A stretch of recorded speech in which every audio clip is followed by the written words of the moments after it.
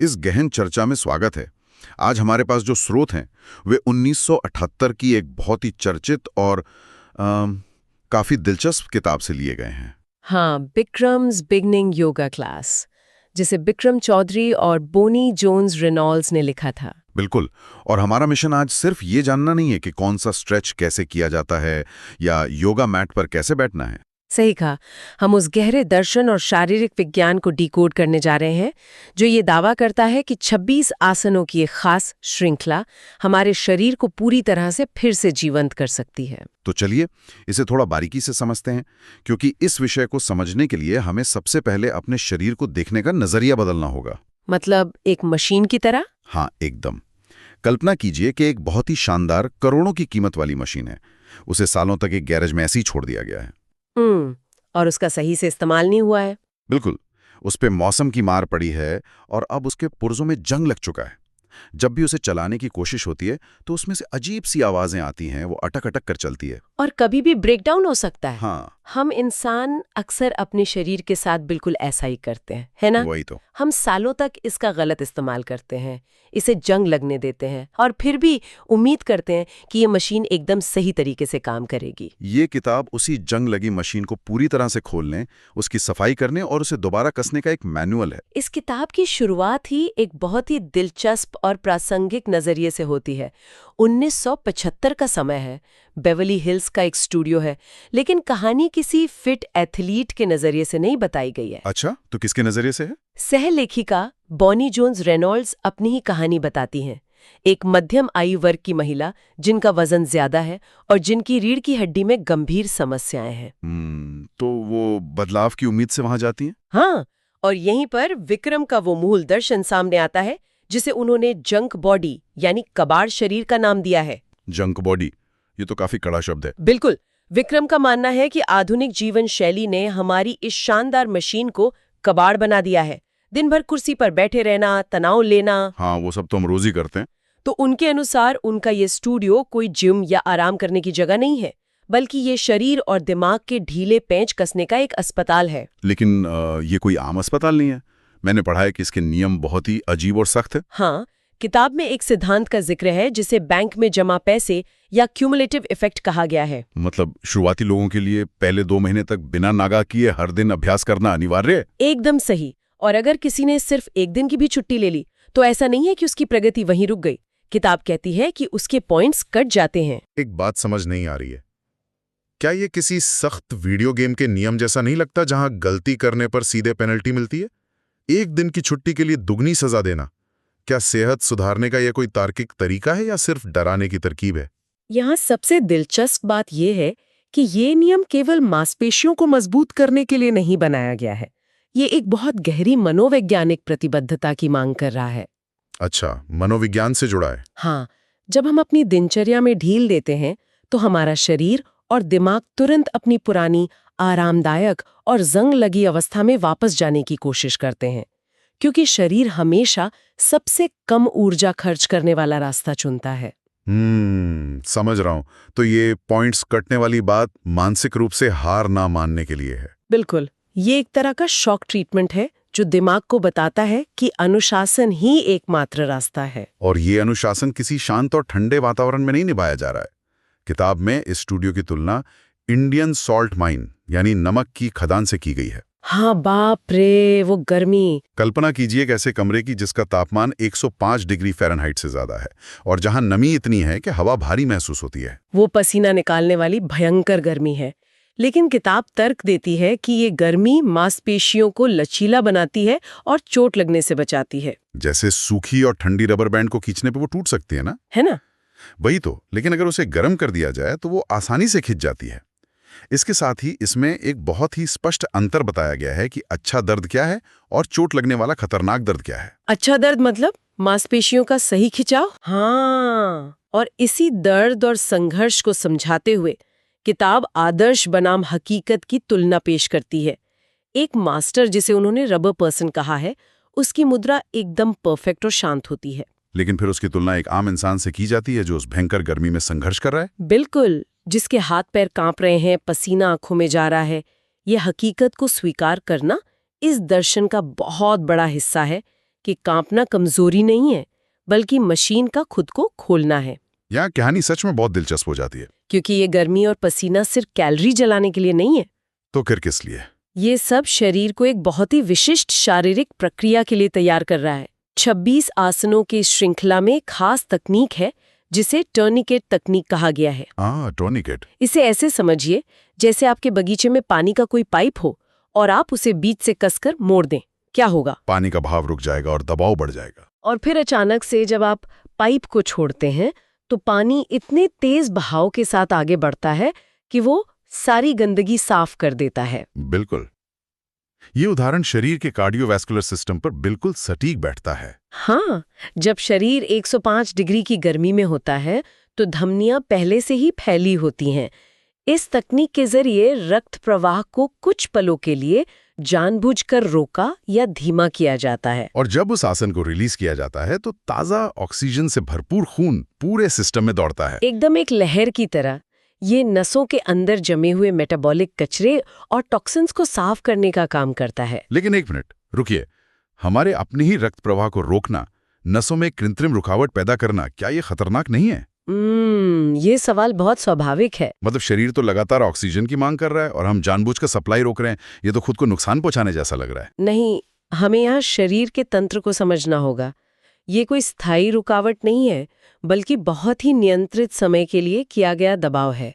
अच्छा, तो ये सुरक्षित है? हाँ, जब आप दबाव हटाते हैं, हृदय उस हिस्से की ओर पूरी ताकत से ताज़ा खून भेजता है। ये हृदय और धमनियों के लिए कसरत की तरह है। तो ये पूरी प्रक्रिया क्लास के भाग 1 से शुरू होती है, जिसे स्टैंडिंग सीरीज कहा गया है। इसका उद्देश्य संतुलन, फेफड़ों की क्षमता और रीढ़ की हड्डी को मजबूत करना है। इसकी शुरुआत प्राणायाम से होती है ताकि फेफड़ों के 100% हिस्से का उपयोग हो सके। फिर हाफ मून और ऑकवर्ड पोज आते हैं। लेकिन जिस आसन में ये टूर्निकेट वाली बात सच में समझ आती है वो है ईगल पोज या गरुड़ासन। गरुड़ासन बहुत ही शानदार है। इंसान अपने पैरों और हाथों को एक दूसरे के चारों ओर कसकर लपेट लेता है।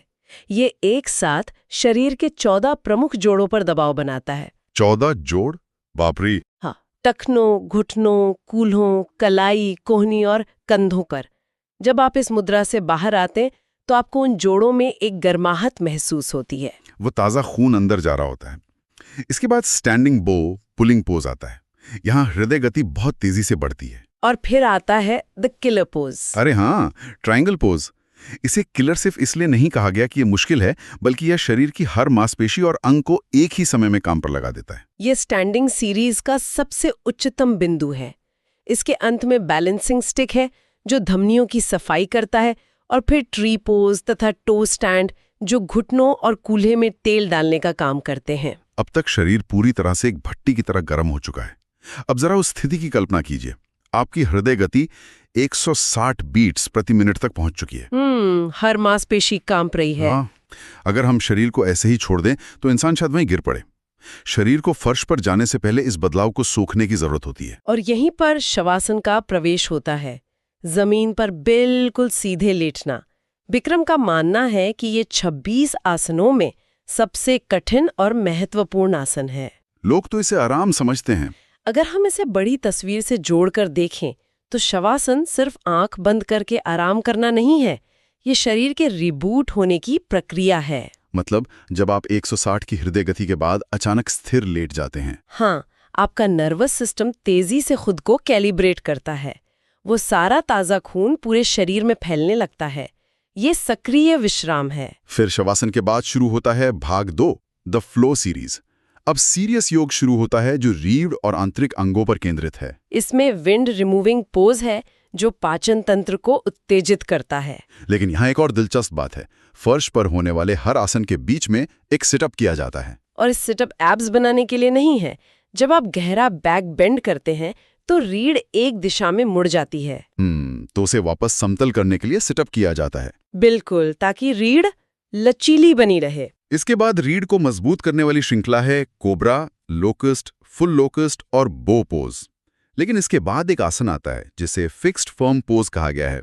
किताब में इसे पर्गेटरी यानी यातना ग्रह कहा है। हाँ, नाम काफी डरावना है। इसमें इंसान घुटनों के बल बैठकर पीछे की तरफ पूरा लेट जाता है। ये बेहद दर्दनाक होता है। मेरा सवाल यह है कि एक स्वास्थ्य मैनुअल यातना की वकालत क्यों कर रहा है? यातना शब्द भयानक लगता है, पर इसे एनाटॉमी के नजरिए से समझिए। हमारे घुटने और टखने सालों से हमारा भार उठाते हैं। तो उनके कार्टिलेज सख्त हो जाते हैं? हाँ, जब आप पीछे की ओर लेटते हैं तो आप उन जोड़ों और ऊतकों को उनके अधिकतम विस्तार तक खींच रहे होते हैं। ये दशकों से सिकड़े ऊतकों के वापस खुलने का दर्द है। अच्छा, तो लचीलापन वापस लाने के लिए? हाँ। इसके बाद सबसे गहरा बैकबेंड आता है, कैमल पोज या उष्ट्रासन। यहाँ हठयोग के सिद्धांत को समझाया गया है, सूर्य और चंद्र का संतुलन। ये बहुत वैज्ञानिक है। सूर्य मतलब हमारा सिंपैथेटिक नर्वस सिस्टम, यानी फाइट और फ्लाइट मोड। जब हम पीछे झुकते हैं और सांस छोटी होती है तो शरीर को खतरे का एहसास होता है। एकदम सही। और इसके तुरंत बाद रैबिट पोज किया जाता है, जो चंद्र ऊर्जा है। ये पैरासिम्पैथेटिक नर्वस सिस्टम को ट्रिगर करता है, यानी आराम का मोड।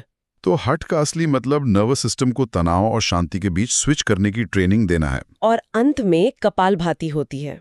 हाँ, वो तेज सांस लेने की तकनीक। इसे शरीर को नया करने के लिए आखिरी बार स्नैप, क्रैकल और पॉप कहा गया है।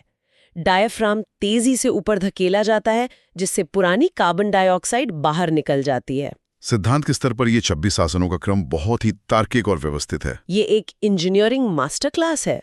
लेकिन सिद्धांत एक बात है और असल जिंदगी में आम लोगों पर असर अलग बात है।